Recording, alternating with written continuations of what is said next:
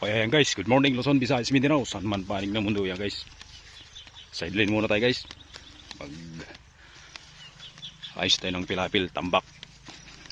Yung kasama ko na dun. Para may pambili tayo ng 5 kilong kamatis. Kasi mura ng kamatis ngayon. 15 kada kilo. Pag na-stop sa rep, medyo matagal-tagal. Kahit pangkakamakamatis lang yung ulam natin. Guys, yun ang kasama ko. Sila.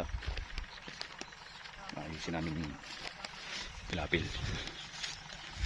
Ayan guys. So, medyo mahirap-hirap to. Kasi maghuhukay kami.